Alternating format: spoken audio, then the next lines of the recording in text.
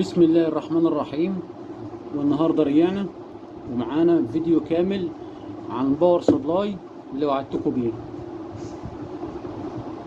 هنتكلم عنه بالتفصيل مكوناته، وهنفك الباور سبلاي ونشرح لكم معمول من ايه بالظبط.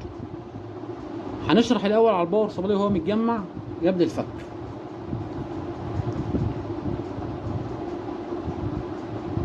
في هنا زرار باور رئيسي، ده بيتحكم معايا في الباورات الداخليه. الزرار اللي بعديه باور المجموعه واحد، اللي هي المجموعه دي كده كلها، لان ده باور مستقل عن الباورات دي. وده باور مديولات، بيتحكم في الباور اللي رايح للمديولات. يبقى هنسمي الله ونشغل الباور الرئيسي ونقول بسم الله الرحمن الرحيم. هنطفي الاول كل حاجه ونبدا لكم بالتفصيل. كده انا وصلت باور رئيسي. كده مجموعه الباورات اللي هنا، وهنا مجموعه باورات المديولات. ده المديول الاول، وده المديول الثاني، وده المديول الثالث. هنبدا من اول المديول الثالث.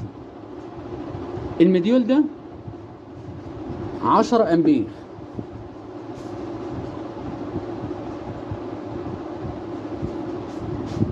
اسم المديول XL 4016. المديول ده رقمه XL 4016، 10 امبير. ده زرار بيتحكم في المديول المستقل، بيطفي لي المديول ويشغله. جبت 2 مفتاح 5 كيلو. المفتاح الاولاني ده بيتحكم لي في الفولت، زي ما احنا شايفين كده بيتحكم في الفولت. المفتاح الثاني بيتحكم في الامبير. هنوريكم تجربة حالة.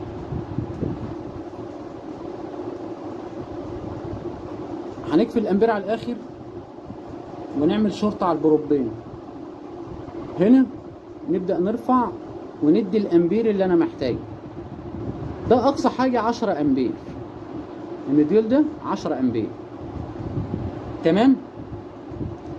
المديول ده انا عامله 24 فولت، بس انا متحكم في الباتشميتر بتاع الباور الداخلي ورفعه ل 26. خلصنا من المديول الاولاني، هنتحرك على المديول الثاني. المديول الثاني اللي قدام حضراتكم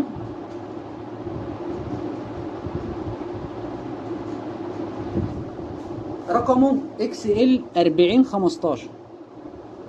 المديول ده XL 4015، ده 5 امبير. هنعمل شورت عليه كده. انا عامل شورت على المديول ونبدأ نرفع الامبير بتاعه من الزرار اللي تحت.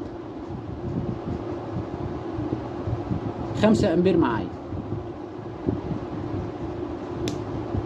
المديول الثالث هو نفس المديول الثاني. يبقى احنا كده عرفنا زرار التحكم في الفوليوم، زرار التحكم في الفولت، وزرار التحكم في الامبير. كل مديول عامل له 2 بروب. نيجي للمجموعة اللي هنا. المجموعة اللي هنا مركب عليها باور سبلاي بتاع كمبيوتر. نبدأ من هنا. اي حاجة اسود ده سالب ارضي، اي حاجة احمر فولت. لو خدت البروب هنا مع دي هناخد 3 و3 فولت. المجموعة دي 5 فولت. المجموعة دي 12 فولت. المجموعة دي سالب 5 فولت. المجموعة دي سالب 12 فولت. ليه انا وصلت السالب 5 والسالب 12؟ هشرح لكم. هناخد البروب ده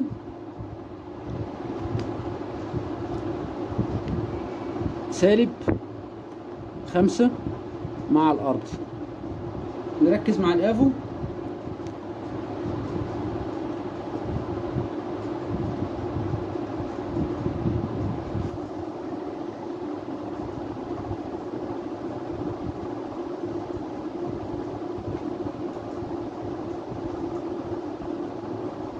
ثانية عشان الجروبات بس معاكسة.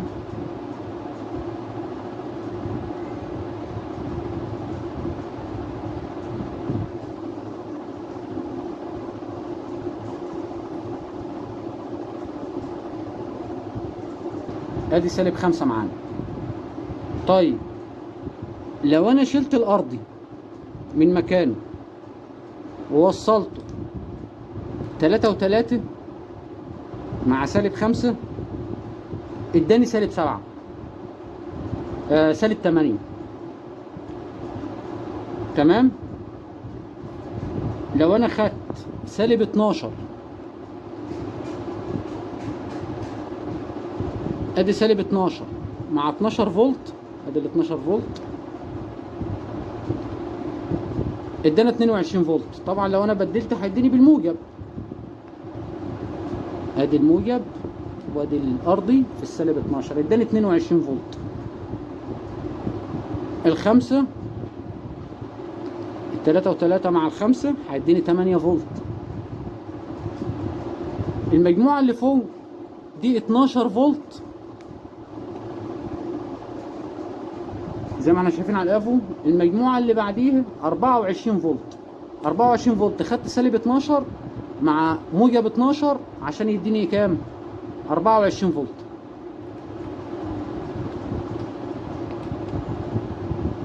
فين؟ تحت هنا اهو. ادي -12 ادي هنا ال 24 فولت معانا. انا عامل المجموعه دي وعامل كميه البروبات الكتيره دي ليه بقى؟ انا ممكن يجي لي مثلا تيكوم بتاع بانر محتاج -8 جهود في جي ال -8 او -6 في جي اتش 24 فولت 20 فولت ايا كان. هنطلع السوالب من هنا. يعني عايز -8 هناخد -5 مع ال3 و3 هنحط الارضي في ال3 و3 والموجب في -5 بالمنظر ده. خليكم معايا. الارضي في ال3 و3 والموجب في -5. ادي -8 في جي ال. انتوا فهمتوا قصدي؟ يعني انا بنستعمل دي في توصيل الفولتيات الناقصه او اللي مش موجوده في التوكو بتاع البنا. عامل كميه بروبات كتير ليه؟ انا ممكن يجي لي مثلا ريسيفر في اي سي اس 45 بيطلع معايا 5 فولت، ده تالف. وعندي اس 10 2 واحد فيهم بيطلع 3 و3 واحد فيهم بيطلع 1 و2 فولت تالفين. طب انا ندخل ونركب اي سيهات جديده وتضرب مني؟ لا. انا بنستعمل الثلاثه دولت لما يبقى عندي مشكله في الريسيفر ده 1.2 تغذيه معالج بنوصل ده. 3 و3 بناخدها من هنا. ال5 فولت بناخدها من هنا. انا كده ما ركبتش ولا اي سي في البورده. البورده قامت معايا واشتغلت تمام، ما خسرتش، ما ركبتش اي سي وتلف مني. يعني انا بنستعمل ان الباور ده ممكن اطلع منه جميع الفولتيات اللي انا محتاجها لاي بورده ونغذيها بيها. عامل هنا بقى ايه؟ واخد ال5 فولت ومطلعه على يو اس بي. عامله شاحن موبايل. هات الموبايل بتاعي ده هنا، عامله شاحن موبايل. ركز معايا. ساعة ما نوصل الشاحن في الموبايل شايفين الموبايل شحن. اخترت الكابل ده بالذات عشان فيه لمبة ليد اخضر، يعني مفيش سحب امبير. احمر يعني معناه انه بدأ الشحن وبيسحب امبير. لو فصلت اخضر وصلت على الموبايل بيديني احمر كده جاري الشحن. اللي تحت 3 و3 فولت. كده احنا خلصنا من الباورات. ده انا عامله 24 موصله على باور داخلي 24 وجايب مديول 10 امبير بيتحمل معايا فولت عالي، امبير عالي، علشان الجهود بتاعت التكونات، او شاشات ال سي دي التغذيه ل 24 فولت ممكن نشتغل بده. الناس بتوع صيانه الشاشات فاهمين انا بتكلم في ايه. نيجي دلوقتي حاليا للباور سبلاي من جوه. هنبدا نفك الباور سبلاي قدامكم ونشرح لكم مكوناته الداخليه ايه، متجمع ازاي بالتفصيل. خليكم معايا. هنبدا نفك الوصلات بتاعتي بحالها.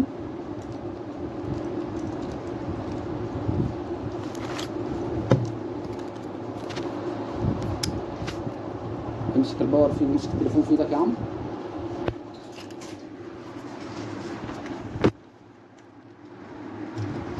هنيجي على الباور سبلاي. طبعا هنا دي مكوة لحام انا مصممها هنا على ايدي، مستعمل فيها اتميجا 8 كود اردوينو، شغاله ممتازه معايا، وموصلها بالباور سبلاي داخلي اللي هو ال 24 فولت.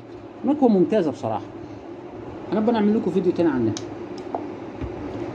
نيجي هنا لفك الباور سبلاي، نفصل عنه باور،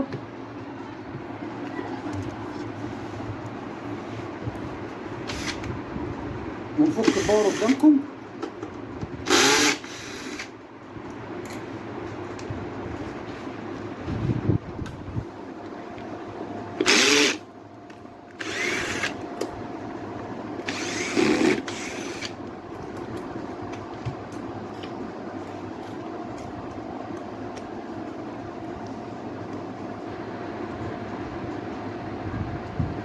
هنفك الشمع،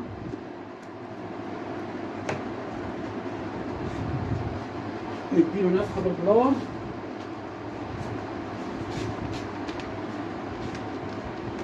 خليكم معايا. دلوقتي احنا فكينا الباور سبلاي. هنبدا من المنطقه دي. تعالى لان حد يقرب لي بالموبايل. ده دخول ال 220. هنا بوردة باور سبلاي كمبيوتر. خدت المروحه وركبتها في الجنب ده ووصلتها علشان بعمل لي عمليه تبريد للباور من جوه. الباور سبلاي بتاع الكمبيوتر خدته كله وصلته على المجموعه الاولى اللي هي 3 و3 5 فولت 12 فولت وسالب 5 وسالب 12. المجموعه الاولى استفدت بالامبير بتاعه ان انا عملت باور سبلاي مستقل. تمام. هنا طبعا باور سبلاي الكمبيوتر عليه بروتكشن، عليه حمايه. طيب انا مش عايز الحمايه تتفعل على المديولات، فاستعملت باور سبلاي هنا. الباور سبلاي ده موجود عندي بس مميز جدا. مميز في ايه؟ الباور سبلاي ده الاوتبوت بتاعه 24 فولت 7 امبير و12 فولت 4 امبير. يعني الباور سبلاي ده بيديني 12 فولت و24 فولت. طبعا احنا عارفين الباورات اللي زي دي في منها 5 فولت، في منها 12 فولت للكاميرات، في منها 24. الباور ده مميز ان فيه خارجين، خارج 12 فولت، صور لي دي، خارج 12 فولت وخارج 24 فولت زي ما احنا شايفين. استفدت بيهم في ايه بقى؟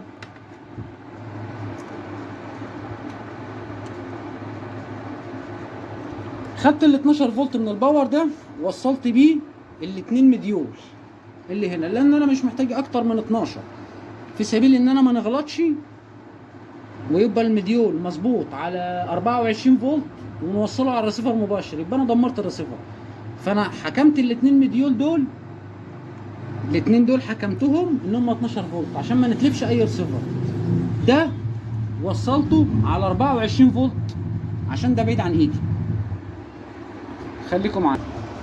معلش يا جماعه في ناس دخلت بس عليا. نيجي للمديول ده.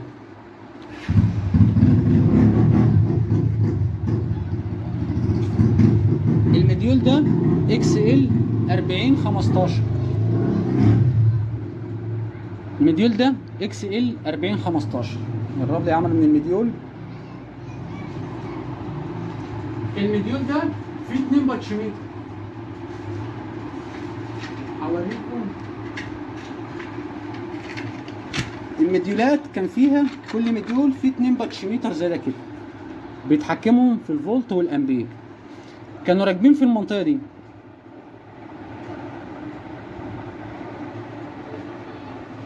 انا خلعت الاتنين باتشميتر دول وجبت 2 مفتاح 5 كيلو اللي هم دول،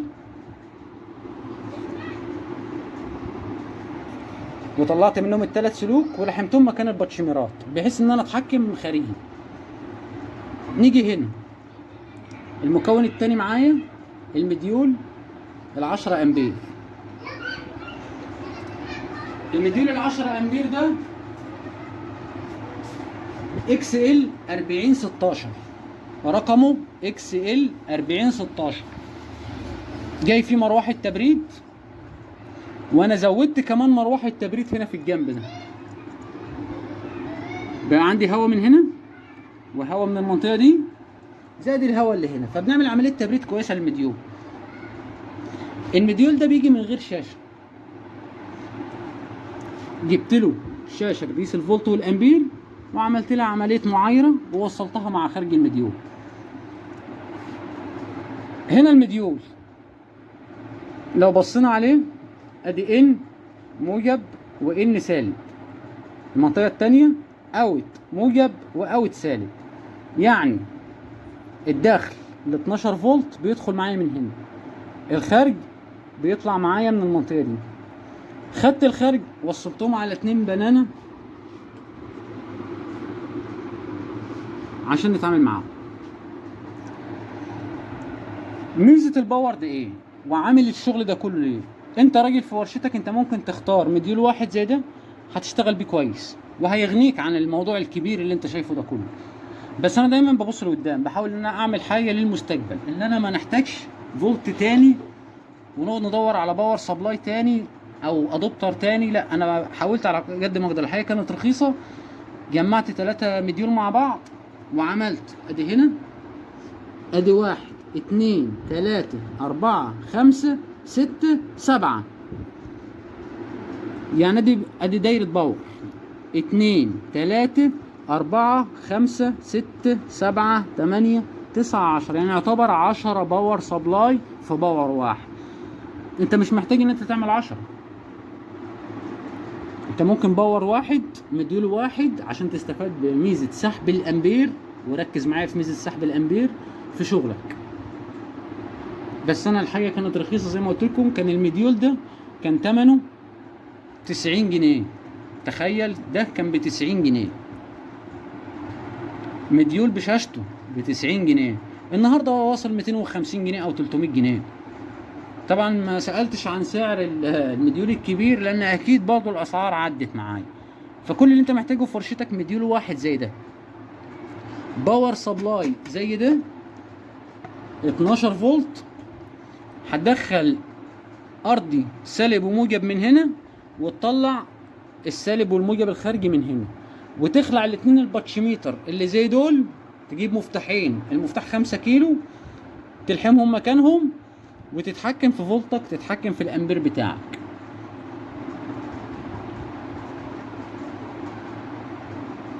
انا بضغط على المديول ده جامد، بقاله معايا حوالي 3 سنين شغال.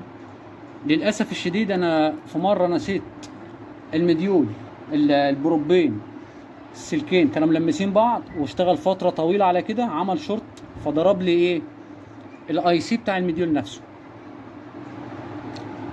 ضرب لي اي سي المديول نفسه. طبعا انا جبت بوردة شاشه قديمه لقيت فيها ايه يعني اي سي ستيب داون زي ده، بس كان في تعديل في الداتا شيت بتاعته نزلتها وما ركبتوش في البورده لان هو كان في تعديل، يعني الرجول مش واحد. بس بعد فتره دخلت على موقع ايسيهات لقيت نفس الرقم اللي انا محتاجه، اشتريت 2. المفروض كنت ممكن ركبت واحد بس انا قلت ده شغال معايا ومتحمل مفيش مشكله. لو في اي ملاحظه او حد عنده اي استفسار يا ريت يكلمني. العلبه اللي معموله دي ده الاكريليك بتاع الشاشات، شاشه الكمبيوتر 17 و19. انا خدت الاكريليك وقطعته وعملت الفتحات بالدريل. عندي طبعه عملت التصميم الاول قبل ما نعمل فتحات، عملت التصميم على الكمبيوتر اللي انتوا شايفينه بالاشكال اللي انا عايزها. طبعت الورقه بتاعتي لزقتها على ايه، لوح الاكريليك وبالدريل. طبعا انا ما طبعتش ورقه، انا طبعت اكتر من 5 6 صور. حطيت واحده ولزقتها وبالدريل بدات ان انا نعلم ونفتح. بعد ما خلصت تفتيح تستيت فتحاتي كل حاجه مظبوطه، جايب الورقه الجديده جيت لازقها وجيت حاطط عليها سوليتيب من العريض الشفاف عشان تحميها. لو في اي استفسار او حد محتاج اي حاجه تاني يا ريت يبلغني. هنبلغكم بارقام المديولات تاني، ارقام المديولات عشان ناس كتير بتطلبها. المديول ال5 امبير، ال5 امبير اكس ال 40 15، 5 امبير اكس ال 40 15. ال10 امبير اكس ال 40 16. صور لي ال10 امبير، ده صورة ال10 امبير طبعا السلوك واصله. ده صورة ال10 امبير اكس ال 40 16. المكونات الداخليه باور سبلاي كمبيوتر، باور سبلاي 2 خارجه 12 فولت و24 فولت، 24 وصلتهم على 10 امبير مستقل. هنا خدت الاثنين مديول دول 12 فولت بس، ما رضيتش اوصل فولت اعلى علشان دول بشتغل بيهم في الريسيفرات، يبقى تستد بيهم ممكن انا اغلط وانا شغال ان انا اوصل يبقى المديول مظبوط على 24 والواحد ينسى في وسط الشغل ويوصل البروب في الريسيفر، البنه في الريسيفر يجي مطير الريسيفر معاه. فحافظت ان الاثنين الصغيرين دايما 12 فولت، الكبير بس اللي استعملته 10 امبير. استفدت من ال 24 فولت بتوع الباور سبلاي ان انا ناخد منهم سلكين يروحوا معايا على مكوة اللحام اللي انا مصممها. لو محتاجين فيديو عن المكوة نعملها لكم من عينيا. لو في استفسار تاني كلموني. ويا ريت يا ريت تشترك في القناة. انا ما بحبش الناس اللي بتتكلم تقول لك اشترك في القناة واعمل لايك، لا انا مش عايز اتكلم في الموضوع ده. عجبك الفيديو اشترك، حسسني ان انا بقدم لك محتوى. طبعا الناس اشتكت من جودة التصوير. يا جماعة انا بصور بالموبايل واللي بيصورني عمرو 6 ابتدائي رايح اولى اعدادي، فاللي في ايدي بقدر اعمله. شكرا.